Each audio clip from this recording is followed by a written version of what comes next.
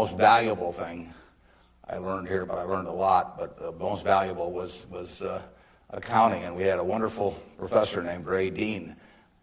There may even be something named for him down here, isn't there? Yeah, he was, I'd been to the Wharton School, I went to Columbia Graduate School subsequently, and I took a lot of accounting courses, but by far the best instruction I received in accounting came from Ray Dean, and there's nothing more important.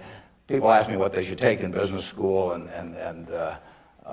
or even if they don't go to business school, what they need to know before getting in business, and I tell them, you have to understand accounting. It's the language. I mean, it's like being in a foreign country without knowing the language if you're in business and you don't understand accounting. So you want to get as comfortable with that as you are with the English language.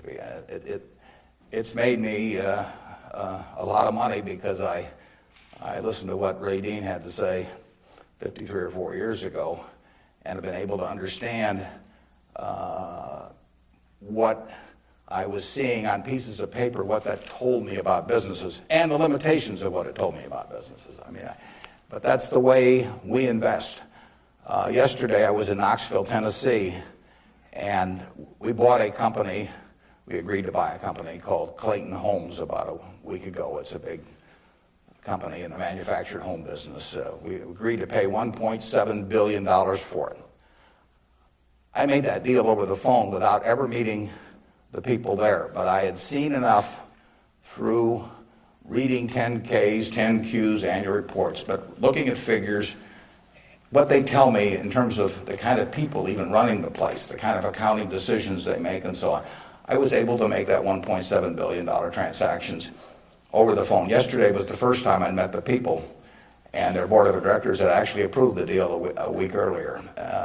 So it's, I couldn't have done that if I hadn't have, had a great time at Ray Dean's class 53 years ago. So if I'm going to tout one thing, aside from this particular leadership class, of course, if I'm going to tout one thing, I would tell you that get comfortable with it. It may not happen the first week or the first month in the class, but get very comfortable with accounting. So I run into CEOs periodically who really don't understand it. They try to bluff their way through, and you can see in their faces, they're frightened almost when somebody hands them a balance sheet or an income statement. They really don't know what it means, and they have to count on somebody else. And that's something you shouldn't count on. We make all our acquisition decisions ourselves. I mean, we don't call in consultants or anybody. We don't call in investment bankers, much to their disgust. No investment banking fees in the Clayton Homes deal, because it's my responsibility running Berkshire to understand enough about our acquisition decisions to make them based on the numbers that I see and what I see there.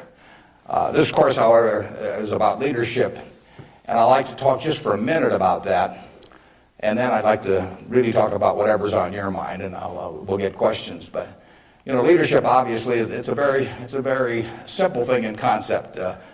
My job as the leader of Berkshire Hathaway is to have visions and goals for the company overall with a long time horizon attached to them, and then to get those goals accomplished through other people.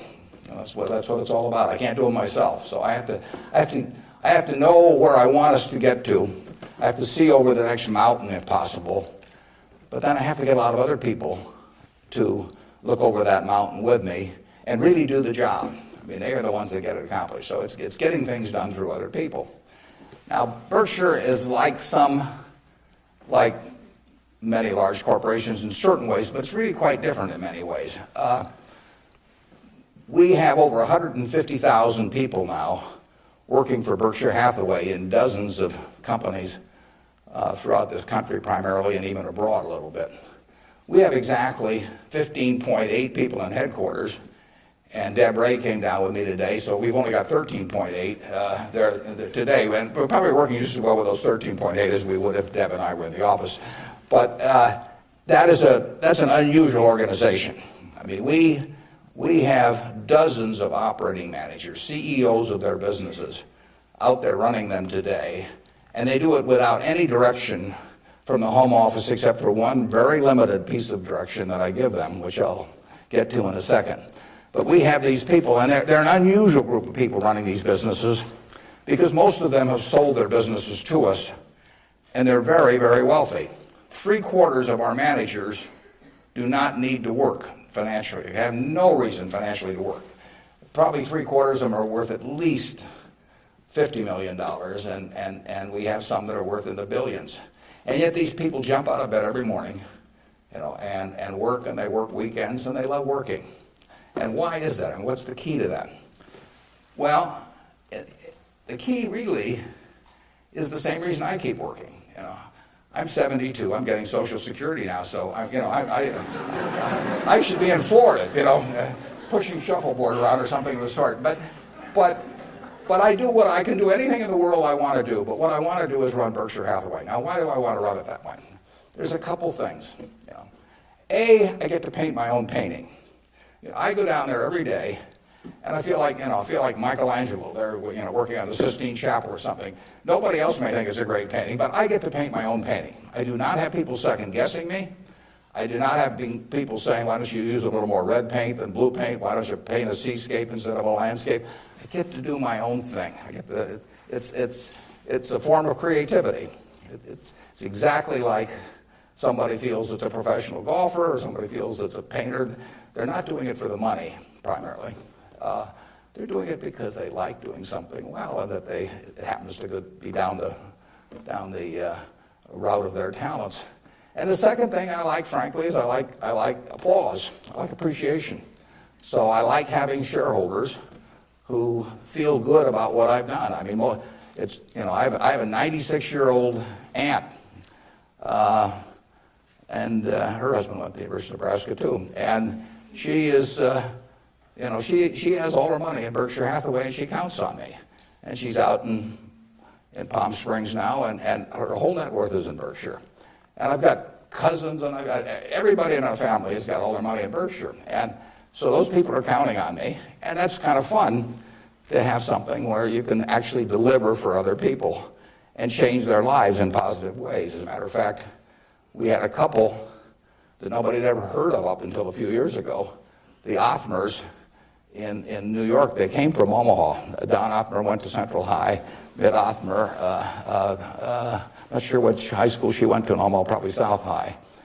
They left $750 million when they died. Nobody ever heard of them.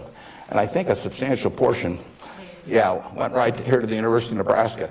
It was probably a total surprise to the university when they got, I don't know, you probably got $150 million or so. Yeah.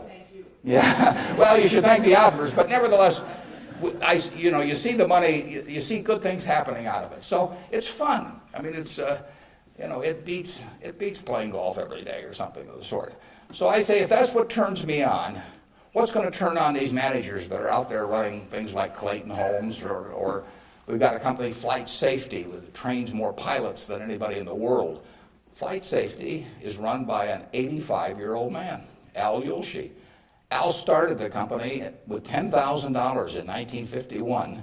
It now trains 4 or 5 times as many pilots, as non-military pilots, as anybody in the world. And he is there at 85, and it's a matter of public record. He's got $1 billion worth of Berkshire shares. He works 7 days a week. He loves it. And he loves it for the same reason that I love what I do. He gets to do it his way. He buys these big simulators that you train pilots in. He doesn't have to check with me as to whether to spend $15 million for a simulator. He doesn't ask me. He knows so much more about it than I do. Why in the world would he ask me? Well, I can't tell what kind of a plane I'm in, when I'm flying around. And Al is spending a couple $100 million a year on simulators, spending Berkshire Hathaway money, and he never checks with Omaha. He's never had to come to Omaha for any kind of meetings. He runs his own business, and that's what he loves in life. And I let him do it. I mean, that's my contribution to it, is really turning loose his energies. And, they were properly directed before we bought the company 7 or 8 years ago. Why should I think that, he couldn't keep running it after that? And like I say, at 85, he's still running it. The second thing that our managers like, in addition to this painting their own painting, is they too love applause. I mean, I try to be, I report in my annual report accurately what they have accomplished, but they accomplished a lot. You heard Susan Jock, I think, some weeks ago here. Susan came to Borsheim's, and she was making $4 an hour, $4 an hour. And at age, before she was 40, she became CEO of the second largest independent jewelry operation in the United States, from $4 an hour. But it's talent, and Susan knows more about, I don't know anything about jewelry, and you could hand me a phony diamond or a real diamond, I couldn't tell the difference. But if I started telling Susan what to order in the way of jewelry, or if I started telling her what kind of terms to extend to customers or who to hire or anything like that, she doesn't need that in life. She really owns Borsheim's. We have the stock certificate, we get the profits. We get accustomed to. But it's her baby. It's her baby. She decides, everything about that place. And so it's her creation. And that feeling of ownership is really extraordinary, and it's so much better. I mean, it's the way I like to work, and it's the way, Susan Jock likes to work. It's the way Al Yoshi likes to work. And Susan, like anybody else in this world, loves being appreciated. I mean, there'd be something wrong with her if she didn't. And the truth is, nobody appreciates her more than I do. I mean, she is a talent. And we are lucky to have her, and we're lucky to have all of these other managers. So leadership at Berkshire really consists of taking a bunch of people who, in a baseball analogy, would be 400 hitters, and just handing them the bat and just telling them to get up their plate and take a big swing. There's very little to it beyond that. One thing I do is I send them a letter. We don't have meetings in Omaha. Some of our managers, there aren't any meetings, and there's no catechism or anything else. Once every 2 years, I send them a letter. This is it. Roughly one and a half pages or so. The only instruction they get from us. They don't send budgets to us. We don't care about those. Some of the companies use budgets, some don't use budgets. We adjust to them. Some of the managers I talk to a couple times a week because they like to talk frequently. Some of them I talk to literally once a year because they don't like to talk to me. And whatever, it's up to them. I adapt to them. The only thing I tell them, and this letter, which went out January 20th, 2003, it says it's been 2.5 years since my last memo. Now, how many big companies you have the managers out there? Been 2.5 years since they've heard from the home office. It's been 2.5 years since my last memo. Here are a couple things to keep in mind. And number one, and this is number one every time. This doesn't change. It won't change 2 years from now or 4 years from now or 6 years from now. Number one, we can afford to lose money, even a lot of money. We cannot afford to lose reputation, even a shred of reputation. Let's be sure that everything we do in business can be reported on the front page of a national newspaper in an article written by an unfriendly but intelligent reporter. In many areas, including acquisitions, Berkshire's results have benefited from its reputation, and we don't want to do anything that in any way can tarnish it. Last year, Berkshire was ranked by Fortune as the 4th most admired company in the world. This year, we were 3rd in the United States. They just published it. It took us 37 years to get there, but we could lose it in 37 minutes. And that's the message. I mean, we can lose money. It does, nicer to make money, but we'll figure out ways to make money. But we can't lose a shred of reputation, because you don't get it back. And you can. I said 37 minutes, but you can lose it a lot faster than that. You can lose it in 5 minutes. And in fact, I was talking to Bruce coming in, and he did some work around Salomon Brothers, and I went back there 11 years ago because this firm, which had the second largest balance sheet in the United States at that time. It was a preeminent firm on Wall Street. John Goodfriend, who ran it, had his picture on the front of Business Week as the king of Wall Street. And in late in April 1991, he made a fateful decision. It was reported to him that an employee down the line had flim-flammed the U.S. Treasury, had broken some rules, tried to play games with him. And John did not report that fact to the Treasury or to the Federal Reserve or to the SEC or to anybody else. he didn't do anything wrong himself, but he got behind the curve. He didn't report it. The president of the company, Tommy Strauss, didn't report it. If you saw that Katie Couric show on Sunday night on the Central Park Jogger, Tom Strauss was on there, but Tom Strauss ended up losing he was president of Solomon Brothers. John was chairman, John Goodfriend. They didn't do anything. They dawdled. And after a few weeks, the same guy that had committed the terrible acts earlier, on May 15th, he did the same thing again at a treasury auction. And now they were in this terrible pickle because they had known about this on about April 28th, that this guy was a bad actor, and they hadn't done anything. And now on May 15th, he does the same thing again. And now if they go, they start feeling if they go and talk about it, that people will say, well, why weren't you in here before? So they just kept trying to shove it out of their mind and do other things. And it came within inches of destroying the firm. It destroyed their careers. I mean, John Goodfriend had spent 30 years in Wall Street and had a fine reputation. The king of Wall Street was brought down by one simple act of omission. All he had to do was pick up the phone. Jerry Corrigan was head of the New York Fed. He had to pick up the phone and say, Jerry, you won't believe this, but this crazy guy in our Treasury Department, a fellow named Mosier, has just done this thing, and I'm terribly embarrassed, and what can we do to make it right? I mean, and Jerry Corrigan, being Jerry Corrigan, would have turned red in the face and gotten very mad and issued a lot of language I couldn't repeat here, but in the end he would have said, thanks for calling and telling us about it immediately, and we'll slap a fine on you or do whatever is appropriate. And the next day, the firm would have gone on fine, but John Goodfriend, actually, a perfectly okay guy, but he didn't act when it counted. And Tommy Strauss, who was number two, the same way, and later on they were fined and in a certain way kicked out of the securities industry, and Solomon barely survived. 8,000 employees around the world had their future in real jeopardy because of that single act. So just apply the newspaper test. That's what I tell our managers. I could have a 1,000-page book of ethics. I could have all kinds of rules and hundreds of, but in the end, just all you got to do is think about, do you really want what you're doing put on the front page of the paper tomorrow to be read by your parents, by your spouse, by your kids, by your neighbors, by your coworkers? And if you're embarrassed about it, just forget about it. You're all going to do well financially. The nice thing about it is, you live in America in the year 2003. You don't live in Bangladesh. You don't live in America, of 1790 when it would. You live in a society which has a GDP of over 10 trillion, and you just pick up the crumbs and you're going to do great. You've all got the qualities. It takes three qualities essentially to do well, and extremely well actually in this country. It takes intelligence, it takes energy, and it takes integrity. Now, everybody in this room has the requisite intelligence. You wouldn't be here if you didn't. I mean, it doesn't take 180 IQs, although I'm sure you all have those. But it takes reasonable intelligence. You're getting a great education.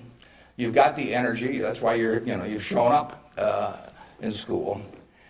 And it takes integrity. And I say, if you don't have integrity, we don't want to hire somebody that's got intelligence and energy if they don't have integrity. We'd rather hire somebody that's dumb and lazy if they don't have integrity, because they probably will never get around to cheating us or doing something of the sort. Last thing in the world I want is somebody that's lax. Mosier had intelligence and energy at Solomon. He was head of the government bond trading thing, and he had lots of intelligence and he had lots of energy, and he went to jail, and he almost brought down the firm. And integrity is absolutely an option. You may not be able to throw a football 60 yards, and you may not be able to run the 100 in 9.8. You may not be able to sink three-pointers but you can choose where you stand on the integrity scale. You weren't born wired one way or the other. That is an absolute choice you make. And the heroes I've had in life have been the people that I felt stood out in that respect. My number one hero was my dad, but I've had other heroes, Tom Murphy, Ben Graham, people like that. And the reason I admired them was not because they were the smartest people in the world, although they were plenty smart. And it wasn't because they made the most money. that meant nothing. It's really because I felt they were the classiest people that I ever met in my life. I mean, I saw them behave over year after year after year in a way that I could write their story on the front page of any newspaper, and even in an unfriendly tone, and I could not do anything that would embarrass them in the least. They behaved extraordinarily well. And having the right heroes, is terribly important. You tell me who a 10-year-old's heroes are, and I can give you a pretty good prediction about how they're going to turn out. You want to choose your heroes very carefully, because you're going to look like them at some point, and you're lucky if you've got the right ones. I'll give you an aside, and then we'll get on to your questions. But it's something, you're not parents yet, most of you. But when you're a parent, you are the natural hero of your child. You're this great big thing here. There's two of you great big things, and there's a little tiny child dependent on you. Everything. You are the natural hero, and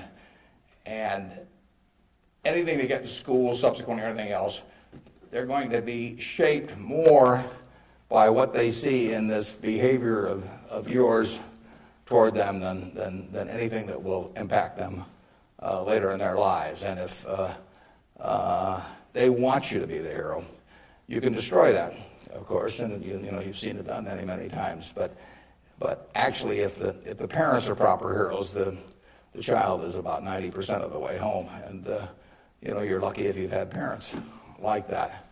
And you can be that to your children, or you can be something else, and you're shaping that person.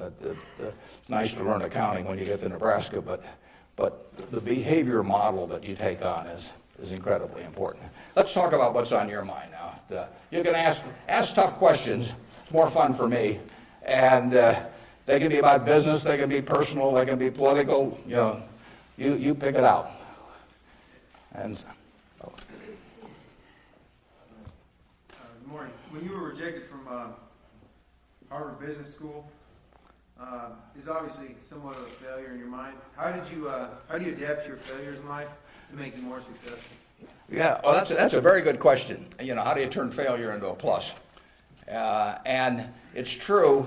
When I was at the University of Nebraska, one day I was reading the Daily Nebraskan, and it said in room 300 or something, at 3 o'clock, there will be this panel of three professors here at the university, and they're going to award the Nathan Gold Scholarship. I don't know whether you still have that around. And at the time, it said it would give you $500 to go to the graduate school of your choice. I don't know whether it's changed in amount, but that was it. So I read this, and I went there to this room at 3 o'clock that day, or whatever it was, and I walked in the room, and there were the professors, and I was the only student that showed up. It really got to them. They were stuck. They kept waiting and looking at their watch and hoping there'd be more candidates, but no one came in. So I won $500 by default. And those are usually my biggest triumphs when nobody else shows up. And so here I was. I had $500 to go toward it wasn't limited, any graduate school for a master's degree. So I applied to Harvard. My dad wanted me to. And I shortly heard from Harvard, and they said, go to Chicago and meet this fellow who interviews applicants from the Midwest. So I got on the train, and that's what you did in those days, and I spent about 10 hours on the Burlington going to Chicago. Then I transferred to another little interurban train to go up to this country day school where this fellow was the headmaster, and he was the big interviewer for Harvard. And I got there, and after about 10 minutes, he said, better think about something else. He come back later on. I was 19 at the time, and I looked about 12, and I acted about 8. So it was not a great combination. So he said, forget it. So I took the little interurban train back to Chicago, and I took the 10-hour train back to Omaha. And all the time I'm thinking, what do I tell my parents? It's kind of embarrassing. But it was the luckiest thing that ever happened to me.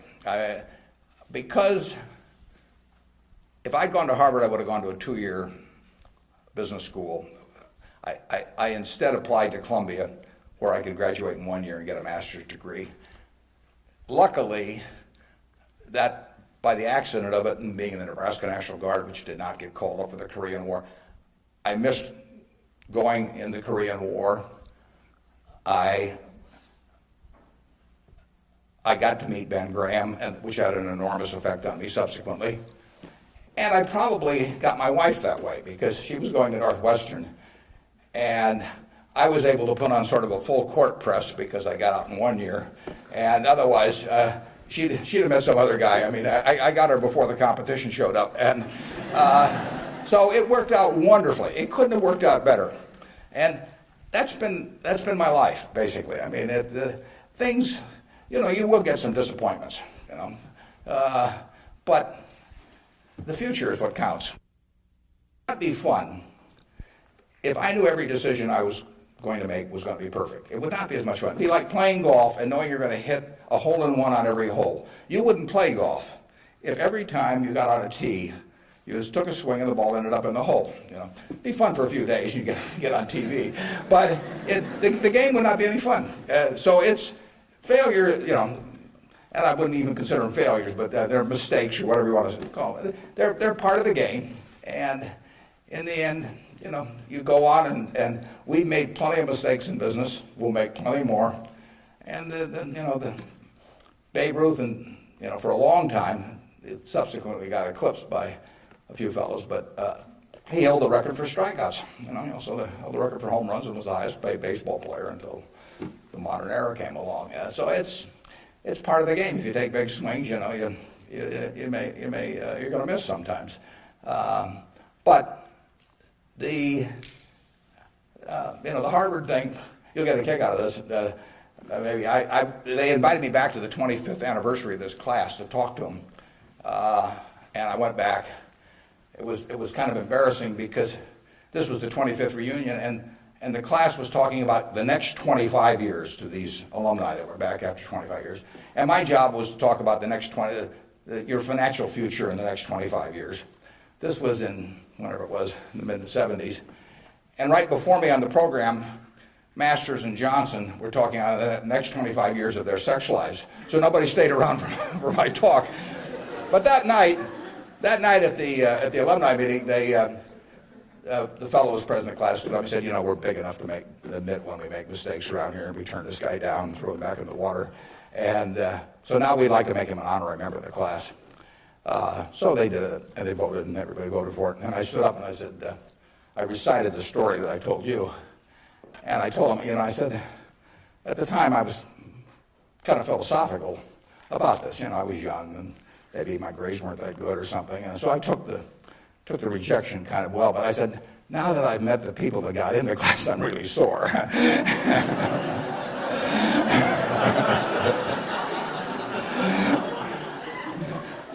Okay, who's next? Yeah.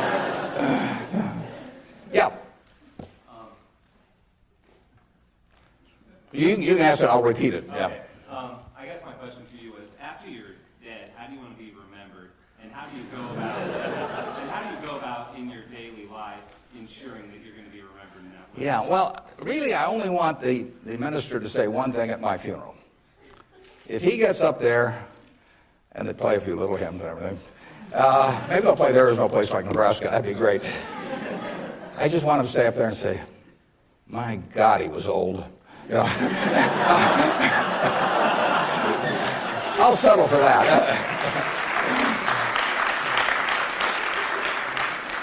But the truth is that, to some extent, Berkshire is my creation. So I would like people, to the extent that people regard that well, that's what counts. I mean, that's my painting. And I hope that people look at, I've been running now for almost 38 years, just about 38 years exactly, and it means I only got another 30 or 40 to go. And I hope that we have done some things differently than other corporations. We've operated on a different model. And I hope two things about it, actually. I hope, A, that people realize that model works and why it works and so on, because it does conflict with certain management theory over the years. And secondly, the important thing is that it lasts well beyond me. I was down at Walmart 6 months ago and talked to their management group, and I had a great time. What is really astounding, I voted for Walmart as the most admired company in the country last year. That's where my vote went. It was astounding what Sam Walton built, starting in Bentonville, Arkansas with a pickup truck, taking on J.C. Penney and Kmart and Sears and all of these people with no money, no real estate, no preference with vendors, no credit card lists, anything. He just took them on, and of course he just ran away from them.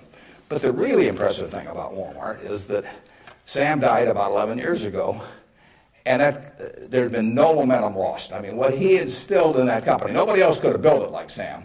But David Glass first and Lee Scott now as the CEO, they have kept that company with its special culture going at full steam ever since. And that's really what I hope happens with Berkshire, and I've tried to think about ways to make that happen. But the real test will be if 10 or 20 years after I die, that the special culture that I think is part of Berkshire is not only just as strong as ever, but even stronger. We have a situation at Berkshire where in 38 years, we got all kinds of CEOs out there running all kinds of businesses, 3 or 4 of them in Omaha. We have never had one CEO ever leave us, period, to go someplace else. I mean, I don't know that there's any place like that in the country. So it's been and we've never issued a stock option. You read in the papers that you got to have stock options to attract quality people, all that sort of thing. I mean, we've never had a share of them, and in the end, I don't know how many dozens of managers we're talking about, but no one has ever left for another job, and some have been offered way more money. In fact, Ajit Jain, who runs our reinsurance operation, probably could have increased his income 10 times, tenfold. Now, he's already making many millions, but tenfold. But he doesn't want to leave. And that is the culture that I hope we can maintain, and that's what I'd really like to be. If I've done anything to contribute to that, continuing after I die, that would be terrific. Of course, I actually plan to keep managing Berkshire after I die. You have to understand that. I have given all the managers Ouija boards. I've got these dark rooms they're going to go into, and I'll be there. Mrs. B at the Nebraska Furniture Park worked till 103 at Berkshire, and she's sort of our examples. And then she took off from work, and she died the next year. So it's very dangerous to quit as early as that. Yeah. Am I supposed to be calling on these people? Okay, good. How do you determine via your personal finances what organizations or foundations you give your money to? On personal finance, how do I handle them? Or? How do you determine where you make your donations? Oh, well, we've got there's a Buffett Foundation. Eventually it will have everything. I mean, basically everything I've made will go back to society. America's done it for me, and that's where it should go. I've got about an 8-page letter that the trustees have already seen. Incidentally, there's very few trustees. I don't believe in large groups of people making decisions. It gets to be, it sort of descends to the lowest common denominator. So there's only, maybe 5 or 6 trustees. Interestingly enough, not just by accident, but I picked the people who I trust in the most in terms of both their intelligence but also their quality to run it after I have people I feel the surest of. A significant majority will be women. It'll be a woman-controlled foundation, and probably the largest foundation in the world at the time, but with a very small number of trustees. I have, in my letter, I tell them that I'm not going to give them any specific instructions as to what to do with the money. I tell them that their judgment above ground will be better than my judgment 6 feet underground. So in the end, I want them to do a couple of things. I want them to attack really big, important causes. I don't want them to give $1 million here and $1 million there, and everybody that asks that they know and that sort of thing. So I don't want them doing things with an eyedropper. I want them to take very big swings. And then I want them to measure what they're doing by the importance of what they're doing as contrasted to the natural funding constituency for that. Now take in the health field. I mean, you got the National Institute of Health spending billions and billions of dollars. You got all kinds of money going into medical research. It'd be crazy, in my view, for the Buffett Foundation to be engaged in medical research. It's not that the subjects isn't important, but there's already a huge funding constituency. It would be crazy for the money to go to Harvard or something of the sort. It isn't a fine educational institution, but you've got all of these people that give money to Harvard, and they've got a rich alumni base and all of that sort of thing. So I want the combination of a terribly important program and the lack of a natural funding constituency. Well, where do you find that? You find that with unpopular causes to quite a degree. Rockefeller felt somewhat the same way. It's interesting. He was the first major patron of any sort of black colleges in the United States. Now, if you think about it, black colleges had no funding constituency. I mean, their alumni didn't have any money, basically, if you go back 75 or 100 years. So there wasn't any money coming. And people didn't, they didn't build great businesses and then leave tens or hundreds of millions of dollars to the institution. And it was self-perpetuating. And so Rockefeller stepped in, and he took a group of black colleges and funded them in a very, very big way. And I admire that kind of a decision enormously. Otherwise, nothing would have happened. And that's what I hope the trustees of the Buffett Foundation do. I was with Bill Gates last week, and I consider his foundation, he and Melinda together, because they're equal partners in it, I consider their foundation to be the most logical big foundation in the world. They're giving away about $1 billion a year. Now, Bill said to him, and Melinda said to themselves, how do we save the most lives per dollar spent in the world? And they decided that in certain major medical areas, that what was being done abroad in many countries was zilch in terms of these things that were easily preventable by vaccines or various other things. And they decided they could save huge numbers of lives per $1 billion spent.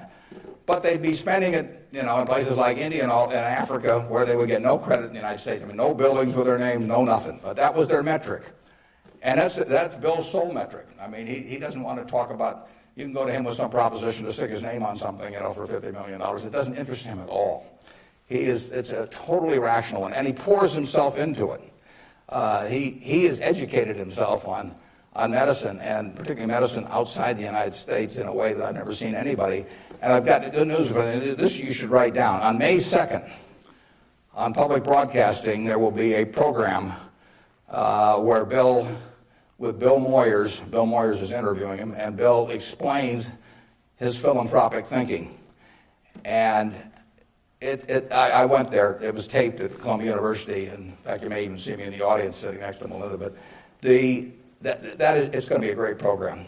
They took about an hour and 20 minutes, and it's going to get edited down to 56 or 58 minutes. But you will hear as cogent an argument for rational philanthropy on that program as you'll ever hear in your life. So it's interesting. That program came about because about 2 years ago, I asked Bill a question at a group I get together, something akin to what you asked him. I asked him to talk about the evolution of his philanthropic thinking. And there were a group of about 60 of us there, and he talked to us, and I mean, it was a fabulous talk. And I said, you got to get that out in the public domain somehow. So this thing with Bill Moyers does that. If I die tonight, all my Berkshire shares, which are 99% of my net worth plus, go to my wife. She dies first, hers go to me, and then it all goes to the Buffett Foundation. And it will then be active on a very big scale, and those are the guidelines. And who knows what those problems will be. I mean, it might well have been civil rights in the early 60s. I mean, the civil rights organizations, were not being funded by anybody. And I mean, money wasn't the big problem, but it was a problem in the civil rights arena. And there was no natural funding constituency for that. It was an important, very important issue, but it was an unpopular issue in many respects. And it seems to me that's where the money should go, particularly if you have it on a big scale where you can really do something. Depends when I die, but 10 or 15 years from now, the foundation could really, it could have a lot of money. And so they could do some things that nobody else could attempt. And it won't be what people want them to do. That's the nature of it. If it was what people wanted to do, it would already be being done. The interesting thing, the contrast between business and philanthropy is interesting. In business, I swing at easy pitches. I stand there at the plate, and if I like pitches 1 inch above my navel, right in the center of the plate, I can wait and wait and wait because there's no called strikes. As long as that bat's on my shoulder, nobody's calling a strike. If the pitcher throws me General Motors at 36, IBM at 82, Microsoft at 25, and I don't swing, it's not a strike. It's not a hit either, but it's not a strike. Only when I swing is it a strike. So I wait for easy pitches. I wait for things I understand are exactly in my sweet spot. Philanthropy is just the opposite. You're looking at the toughest problems the world faces, and they're intractable to some extent. I mean, these are tough, tough problems. And they have resisted the utilization of money over the years, and that's what makes them tough problems. I mean, the problems you can solve with money are the easy ones. It's the problems you can't solve with money. So they are very tough problems. One thing I've gotten involved in just a little bit recently is something that Sam Nunn is heading, the former senator, called the Nuclear Threat Initiative.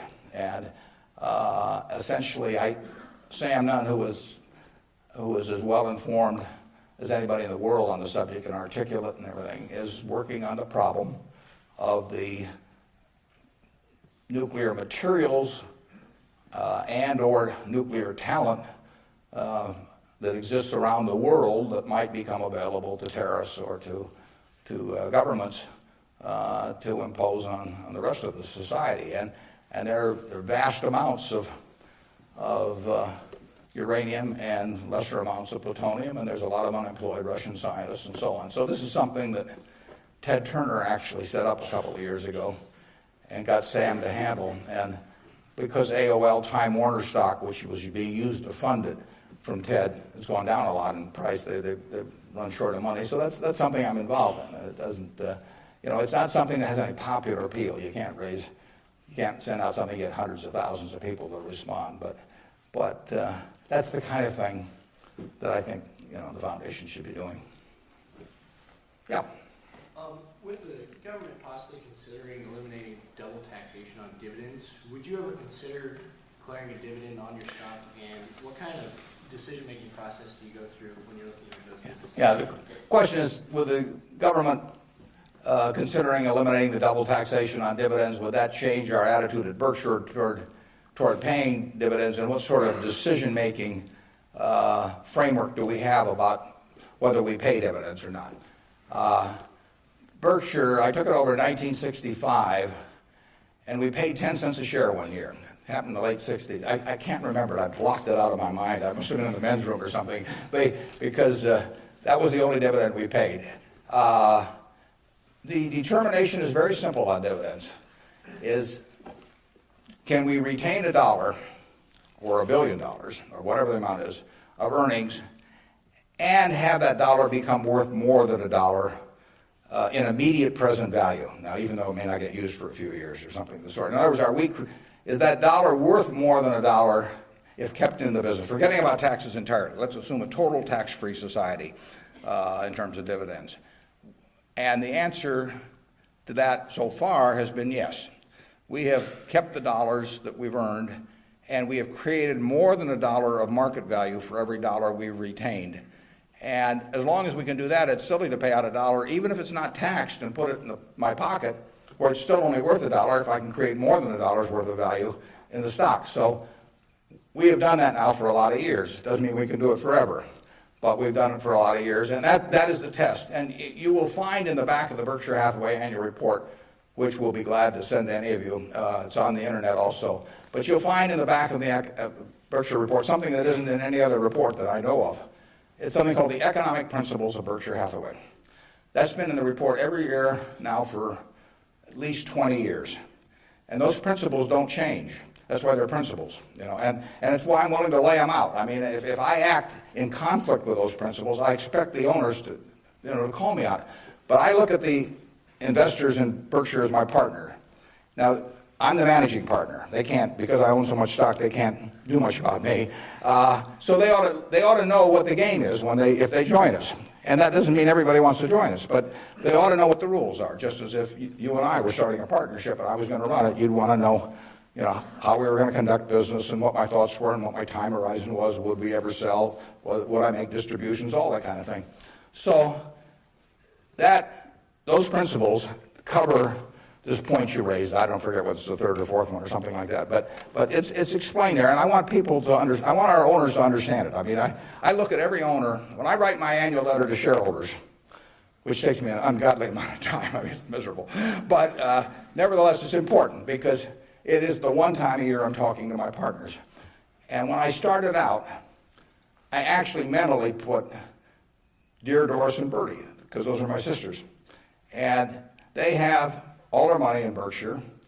They're smart, but they're not financial types. I mean, they're not spending their time on that. And I essentially want to be talking to them as bright people who don't know a lot of financial jargon necessarily, but they're interested enough that they'll read a lot because they got all their money in it. So I don't have to worry about keeping it short or anything like that. If I'm talking about their money, I've probably got their interest. And I take that off at the very end, and then I take off Dear Doris and Bertie, and I put to the shareholders of Berkshire. But I want to tell them exactly what they're in. I want it to be just as if our roles were reversed. That's always the test. If Doris and Bertie were running the place, and I was living in Carmel, California, like Bertie is, what would I want to hear from them, the managers? And one of the things I want to hear is just exactly the question that you asked. What is your attitude about distributing money from the company? Because I get to make that decision along with the board of directors, and they don't. And some managements withhold money that really belongs to their owners because they like building a kingdom. Some of them, do it out of fear or anything like that. I think I'm doing it for a rational reason, and I want to explain that reason, but I tell them how to test me on that too, because I think I should be tested. And it's a very important relationship that really has deteriorated over the years, in my view, between management and owners. I mean, you've seen in the last 10 years a slippage, in my view, of the behavior of American CEOs. I mean, obviously, all kinds of exceptions, but it's very interesting because they're not crooks or anything, most of them. There's a few, and they've gotten a lot of publicity lately. But nevertheless, they have behaved as most humans do. They've sort of picked up the behavior of those around them. That's why it pays to hang out with people better than you are. I mean, if you hang out with people better than you are, you'll become better yourself. Everybody behaves better that's around my wife. I mean, even including me, starting from a low base. But she just has that effect on people, and other people pull you down. I mean, when I was in the National Guard and we would go to camp, in about an hour I was reading comic books. Pretty soon everybody's reading comic books. The language, every other word becomes some form of profanity. Everything. You just sink. Well, what happened to American CEOs in the 90s is that the behavior, the situational ethics, sort of caused behavioral norms to sink. I say it's a little like how Mae West described her career. She said, "I was Snow White, but I drifted." And American management drifted to quite a degree during that period. I think it's very important, what that relationship is. People have given you their money at Berkshire Hathaway or any other company, and I'm a trustee for them in effect. And then the question is, they ought to, since I control the place, they ought to know the yardsticks. So if you do go to our website, go to the back of the report, and there's something that says economic principles, and we try to discuss everything that's important. And I tell them I'm going to put them in there every year so that they can hold me accountable. Yeah. You talked quite a bit about flexibility in your many different companies and so forth. If you could elaborate a little bit on the personal qualities and professional qualities that you look in those executives that you place in those companies. Yeah, and the question is about the personal qualities we look for in the executives we place at our various companies. The first thing is we don't usually place them. I mean, they come with them. We don't have anybody to place. So I have the problem occasionally, if somebody dies, or to replace a CEO. But most of our CEOs came with the deal. Clayton Homes, which we're buying, comes with Kevin Clayton running it. We will put no one in there. He will run the place just as before. But in terms of the personal quality, when a seller comes to me with a business, whether it's Clayton or any of the others, Ike Friedman at Borsheim's, Mrs. B at Nebraska Furniture Mart, when they come to me, the first question I have to ask myself, because I'm counting on them to run the place, I have to decide, do they love the money or do they love the business? Now, there's nothing wrong with liking the money. I mean, they all like money, but they've got to love the business. They've got to have a passion for it. Because if I give them a whole bunch of money and they love the money and they don't love the business, no matter what they tell me, 6 months from now they'll be gone. You know, I mean, they'll just all of a sudden say, "Why am I getting up at 7 in the morning just so I can send a lot of money to Omaha?" You know, I mean, it won't work. So they have to love the business. I mean, I want people with a passion for the business. I used to say that I had a one-line employment form, one-question employment form. The question was, "Are you a fanatic?" You know, if you answered yes, you got the job. Because I want somebody who's fanatic about their business. You know, I mean, you want people that love teaching. If you're in a classroom, you know, if they don't have the passion for it, it doesn't work very well. So now if they've got the passion, and our managers do, but not everybody would. The financial operators don't. We've never bought a business from an LBO operator or financial operator. They don't give a damn. I mean, all they want to do is make sure your check clears, and they're gone. And it isn't going to work if we try to buy from them. So we buy from these people who love their businesses. And then really my job is just to make sure that I don't mess it up and create conditions that cause them to quit loving it for some reason. Because they come in loving it. Only I can mess it up. And they care about being treated fairly on compensation, but they don't measure it against everybody else. They don't have a lawyer they're negotiating with me. I mean, I don't have a compensation arrangement with any of these managers that can't be put in one paragraph. You know, and then I go to other companies where they have a lawyer come in and there's 80 pages, you know, and it tells what's happened, you know, how much they get paid in severance if they end up going to jail. You know, and I won't deal with somebody that thinks that way.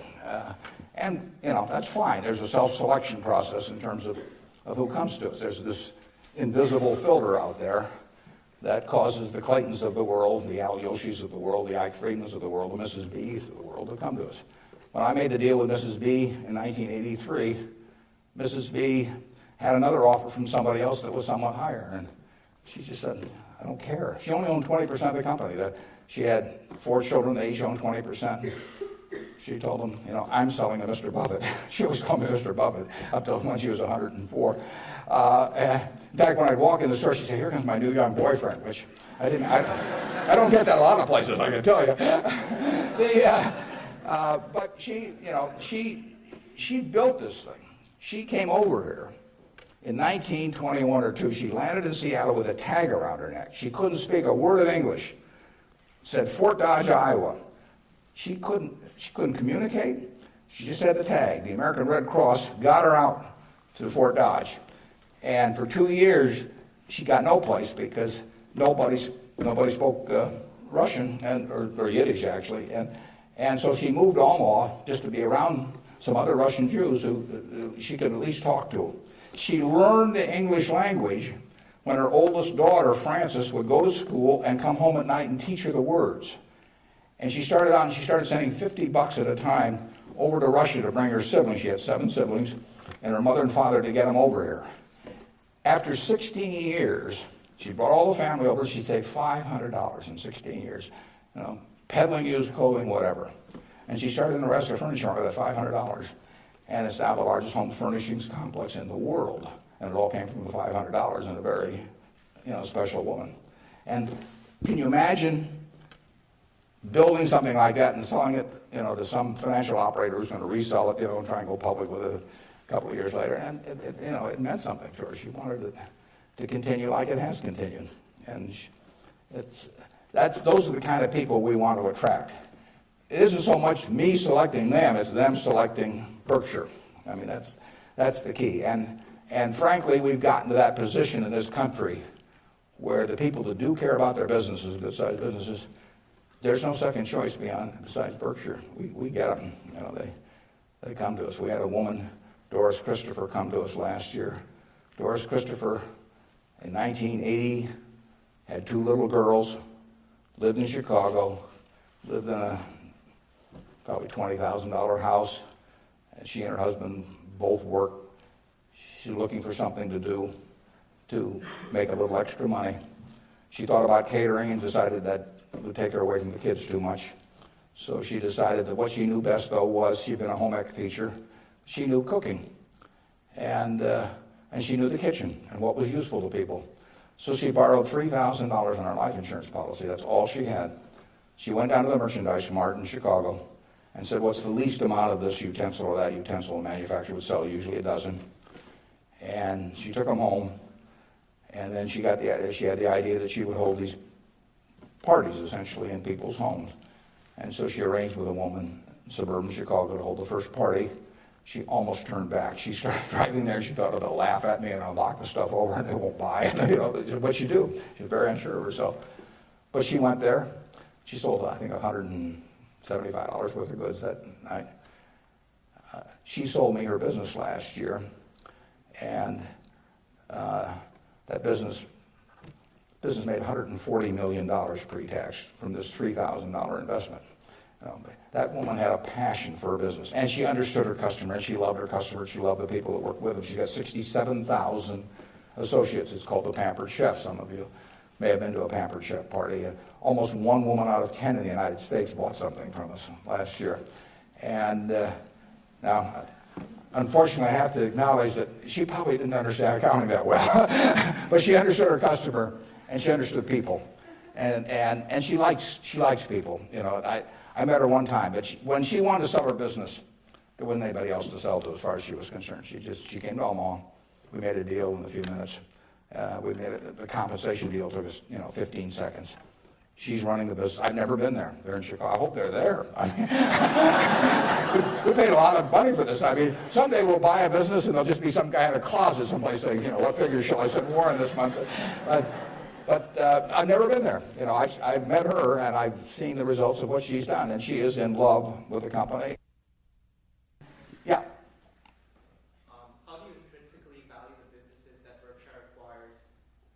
How do I value the business that Berkshire acquires? Well, the first thing I have to decide when somebody calls me is valuing this business within my circle of competence. I don't know how to value Microsoft. I don't know how to value Oracle. I mean, if Larry Ellison calls me or Bill Gates calls me, and they don't. But if any of those, I don't know, or biotech or anything, I wouldn't know how to value it. I just, I'd wish them well and tell them, I think it's worth twice as much as they think it is, but I'm just not in the mood to buy today. I don't know. So it has to be within my circle of competence. My circle of competence is, businesses I can understand. And when I say understand, I don't mean understand how to use a computer or not use a computer in terms of a computer company. I mean understand what the economic characteristics of the business are and what the company's really going to look like in 5 or 10 or 20 years. Bill Gates will tell you that if he were investing, he would buy Berkshire rather than Microsoft because it's so much easier to understand what our businesses are going to look like, whereas he's in a business where you're going to really have to be doing things differently over time. So I know that Wrigley's is going to be the #1 chewing gum in the country. I know Snickers is going to be the #1 candy bar in the country 10 years from now. It's been the #1 candy bar for 40 years. You don't have to be very bright to understand that when people lay out 50 cents for something that they stick in their mouth, that they're not about to experiment. I mean, so we try to look at businesses we can understand. Now, I got a call a year and a half ago from a fellow, I never heard of him, in Denver. His name was Craig Ponzio. Craig called me up, and never heard of him, and he said, I've got a business that's your kind of business, and I want to sell it. Here's the reasons. Happen to do it with health, and although I don't pay much attention to the reasons. And he said, it's the leading company by far in the custom picture frame business. And he said, let me tell you why it has what I call durable competitive advantage. That's what I call a durable competitive advantage. He said, let me tell you why it has it. He said, there are 18,000 people that frame pictures in the United States, little mom and pop operations. Every town, Lincoln will have a half a dozen, Omaha will have a dozen, and they frame pictures. I go over to get a picture frame, and I hand it to somebody. I say, I follow their judgment. I say, biggest thing I want is I want a good-looking frame, and I want it back soon. I want quick delivery. Well, with 18,000 people in that business and a zillion kinds of picture frames. Nobody can carry a big inventory because they don't do that much business. I mean, it's not Walmart or something of the sort. Craig Ponzio graduated from a little school up in Wisconsin, went to work in a tiny little firm that made these things. 5 or 6 years later, bought the place when it was doing $3 million a year. Now does $300 million a year, and it totally dominates the wooden custom frame business. Why does it dominate it? It dominates it because it calls on these 18,000 people. It has a sales force calling on them 6 or 8 times a year, and it has 22 plants around the country that can get the frame that the custom framer orders. 85% of the time, if they order it by 5 o'clock today, they'll have it by 3 o'clock tomorrow afternoon. Now, think of that coverage. That's what the customer wants. They don't care whether they pay $83 or $88 to get the thing framed. You've got something you want done, and you want it done fast, and that little custom framer, those 18,000 people, they want happy customers, and that means speed of delivery and certainty and all that. You couldn't build a distribution system to compete with us. I mean, just think of trying to build a distribution system starting from scratch that would take that business away from us. It can't be done. Well, Craig explained that to me in about 15 minutes. I'd never thought about the custom frame business, but I've framed pictures or had people frame them for me, and I understood the power of that. That was a Monday. I said, I think we can make a deal. So he came on Wednesday. He came at 9 o'clock, and he left at 10 o'clock. We've had a deal. I've never seen him since. He got the money promptly thereafter. He wasn't going to come to the annual meeting last year, but his wife was sick. He'll probably come this year. He's a good guy. And no one can knock us off in that business. Every time I buy a business, I say to myself, if I had $1 billion and I wanted to go in and compete with these guys, could I knock them off? If you gave me $1 billion and you told me to dislodge Snickers as the #1 candy bar in the country, I don't know how to do it. If you tell me I got $1 billion and I got to make it, or $5 billion, and I got to make it so that Wrigley's, Spearmint, Double Mint, Juicy Fruit, all of those get knocked off the top-selling gum list, I can't do it. Now, if you give me $1 billion and tell me to knock off all the ladies' apparel shops in Lincoln, I'll make mincemeat of them very fast. I mean, I have a very good business myself, but I can destroy them. And the real test is, can some idiot with a lot of money destroy the business you've got if he decides to compete with you?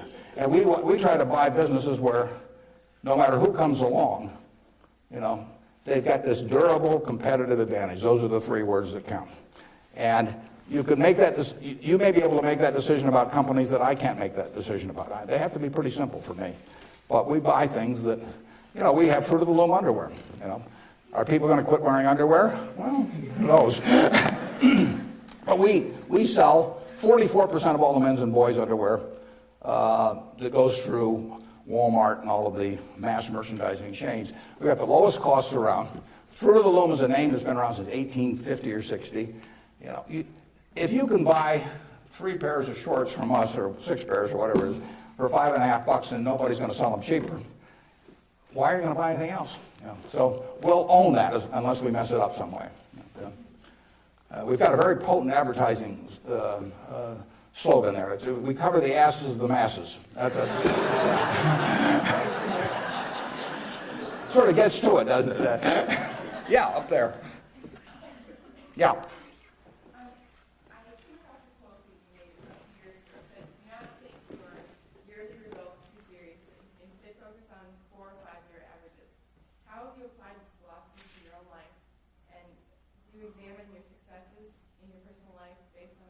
Could you repeat that just a little louder? I think I got most of it, but try me again. Okay. I'm going off your quote that says, do not take yearly results too seriously. Yeah. Instead, focus on 4 or 5-year averages. How have you applied this philosophy to your own life? Okay, yeah, the question is, since I say 1 or 2 years doesn't make much difference in business, but longer term does, how do I apply that in my life? Well, I could probably give you some terribly philosophical answer on it, but the truth is, I get up every day and just do what I love doing, and I want people around me to have good experiences, but the truth is, I don't spend most of my time thinking about that. I mean, I spend most of my time thinking about what can I do to keep Berkshire going the way it has gone. But I will tell you how to apply that, and it works reasonably well, I think, at Berkshire because we get this self-selection of people that join in. I mean, we have created a working environment where in 38 years nobody's left that runs it. So I do feel good about that, obviously. I feel good about the results of the investors and, the Offners and those people. I mean, actually, I think a fellow may write a book about what's happened with all the money that all these different people have made in Berkshire. But I'll tell you the test on that, and it's a terrific question, because you will, when you get to my age, you will not measure how well you've done by how much money you've got. I can guarantee you that. You'll all do fine on money anyway. I mean, think about it. 7 hours a day, you're in a bed. You got exactly the same mattress I've got. If you don't, we'll sell it to you at the furniture mart. So we're on a parity. I can't outdo you, in terms of my sleeping enjoyment. You can match it by buying this mattress, which we'll give you a special price on. Just mention my name. We eat at the same places, We eat at Dairy Queen, particularly if you're in my position because we own it. But we eat at McDonald's and Burger King, and when I leave here, I'll stop by a fast food place. So our eating experiences are the same. We travel the same. I mean, I had a 10-year-old car up till about a year ago, and it just doesn't make any difference to me. They all work. We live in a place that's warm in the winter and it's cool in the summer, and we watch the Super Bowl on big screen TV. You do it, I do it. We dress more or less the same. I mean, I pay more for my clothes, but they look cheap when I put them on. So we're really on a parity. Yeah. So the money isn't going to be that big a deal. Everybody in this country is going to, with the intelligence this group has, the energy you have, you're going to do well. So what's the difference? What really counts? Well, I would say that you will measure. Health is enormously important, and that's a matter of a fair amount of luck. I mean, so I'm not shortchanging it. I'm just saying you can't do too much about that. But you will measure your success in life by how many, and extent, whether it's the people you want at 70 or whatever the age may be, you'll measure it by how many of them really love you, in the end. I mean, you can't buy love. I mean, it doesn't work. You can buy sex. You can buy testimonial dinners, you can buy your name on buildings, you can do all kinds of things. But the only way you get to be, love is to be lovable. It's kind of irritating, actually. If you got a lot of money, it'd be more fun to just write out a check for $1 million. So everybody, from now on loves me. But it doesn't work that way.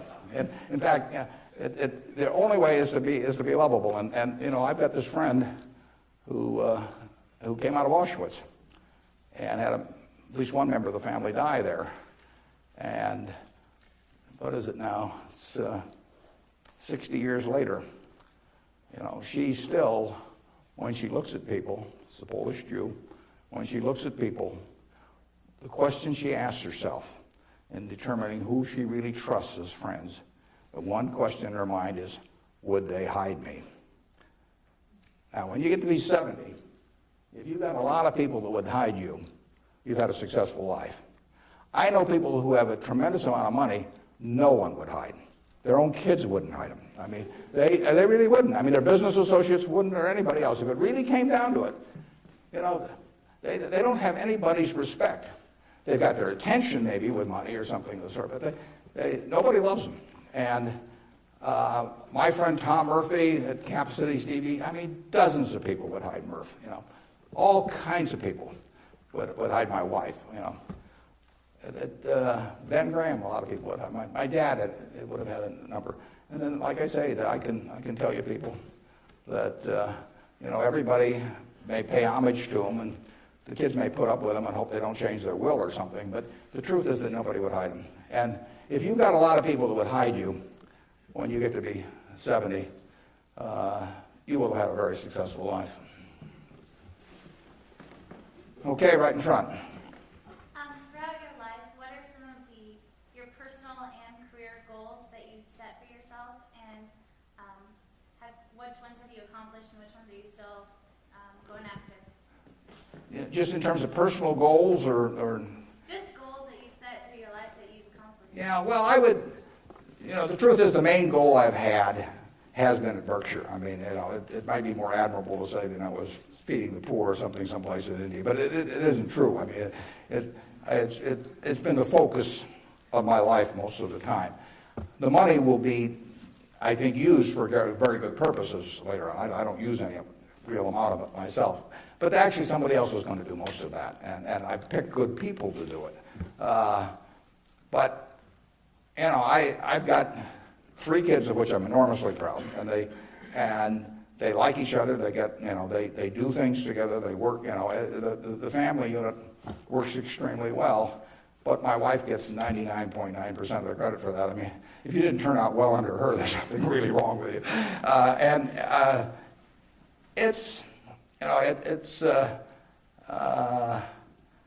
It's a life that's a lot of fun, but I do what I enjoy doing. I play lots of bridge on the internet because I like to do that more than anything else. I used to do way more reading. I do a lot of reading, but I used to just read all the time. Now I spend 12 hours a week on the internet playing bridge, and it's great. I will talk to the Microsoft Summit here in about a month, and I tell this group, and there's all these high-powered internet types, and I tell them, look, you guys are all failures because here I am, got all kinds of money, I've been fooling around with the internet now for 10 or 12 years. I spend 12 or 14 hours a week on it, mostly bridge, but I do, the Google searches, and if I'm writing a talk, I look up all kinds of information on it. I read the New York Times, the Wall Street Journal, 10 o'clock the night before, and all these things.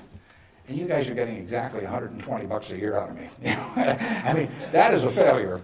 They have not figured out how to get any money out of me. And I gave this talk last year, and this year I'm going to go back there and say, you've made no progress at all.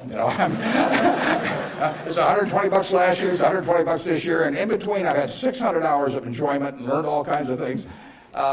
So I do enjoy, that. I enjoy that more than anyone. Now, when I was young, I thought I had a lot of money. I'd own a professional sports team, and I play golf all the time, maybe have my own private golf course, and all kinds of things. Just doesn't mean anything to me, I have something where 365 days a year, everything is good. I work around terrific people. One of them is here today that came with me, that drove me down. And I get to select the people I work with. That's a huge, huge luxury. Literally, just think of if you had to work for a boss you couldn't stand, or work around people that cause your stomach to churn. It'd be miserable. So the ultimate luxury really is doing something every day that you love doing with people that you love doing it with. And I've got that, by accident to some extent. I say if you take on a job just to make a lot of money and it causes your stomach to churn, and you go home at night and kick the dog and all that sort of thing, that's a little bit like marrying for money. It's probably a bad idea under any circumstances. But if you're already rich, it's crazy, right? If I marry for money, I would have my head examined. And what's it going to do? And so it is, and we're lucky in this country. We won what I call the ovarian lottery when we were born in this country. It was 4 times or likely you would have been born in China, just about as likely you've been born in Bangladesh. You're born in the greatest society in the world, so make the most of it and have a good time. Let's see, who's had, okay, up there. You two guys are next to each other, you can fight it out. What has, whether it be professionally or personally, kept you and your business in Omaha or in the state of Nebraska? Well, that's a good question. Why do I stay in Omaha? Well, I love it. And, my grandfather went to Central High, my dad went there, my wife went there, my kids went there, and now my grandchildren are there. My grandchildren say they have the same teacher that my grandfather had. But there's continuity, there's friends, there's all kinds of things. There's no disadvantage to being in Omaha.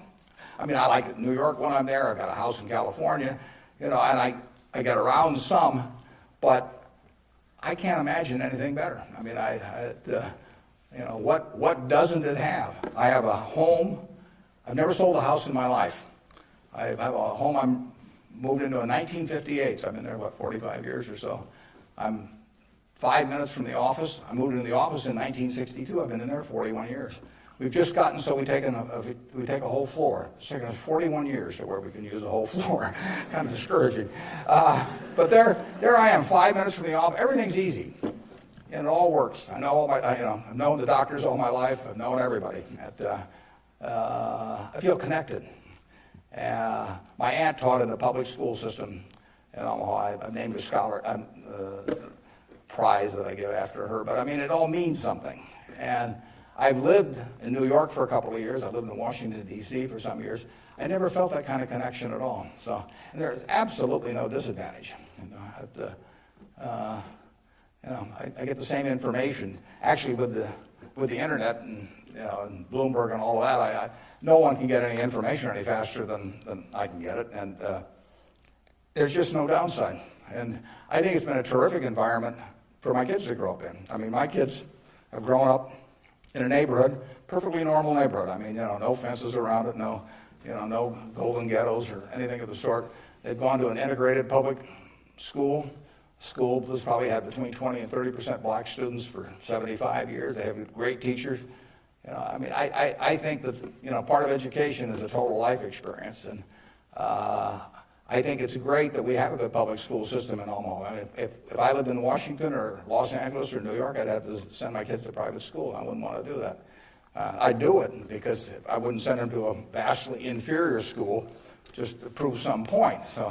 But the nice thing about it is I haven't had to make that choice in Omaha. I've got classy public schools, the same kind I went to 50 or 60 years ago. And they get more out of that experience, in my view. They have a better balanced view of life going through that experience than if I sent them off to some private school. I was with, actually, last week, there were 6 couples. Bill and Melinda Gates arranged it, and they had the headmaster of a private school in Seattle that Bill went to, and it's a classy school. But, if I gather in terms of the public school system, that you're making a conscious decision to hurt your kid if you don't send them to a private school if you can afford one, and that's why these people do it. And I don't blame them. I mean, I do the same thing. But the nice thing about it is that Omaha, and I'm sure Lincoln as well, and throughout Nebraska, we have kept a good public school system. And frankly, I think that's one of the most important things in America, because one of the things has made America what it is. Think about it. 1776, 3 million people in America, 300 million people in China. They had 100 times as many people. They had the same IQs we had. They had the same physical abilities and all of that sort of thing. They had a culture that went far back. They had lots of natural resources. We didn't know about it then because we didn't have oil and they didn't have oil, but we both had oil in the end. Coal, all these things, educational institutions that far surpassed ours at the time. And now we end up, 230 years later, we end up with, 36 or 7% of the world's GDP, from those 3 million people. Something about this system really works. Now, I think one of the things that works about it is we come closer to equality of opportunity than any major country in the world. But one of the keys to having equal opportunity is a good public school system. If you have one public school system for the rich and one for the poor, you do not have equality of opportunity. It's really one of the top things on my list. And when I got asked about, what you can do with money, I think that anything that creates equality of opportunity, right from the word go, I'm talking about from when you're 5 years old, and actually my daughter's working on something that goes back before that, but anything that creates equality of opportunity is what's going to keep America the kind of America that we have now. It's vital, and there's nothing more important than that than having a first-class public school system. And unfortunately, the communities where they've lost it don't get it back. I say that an outstanding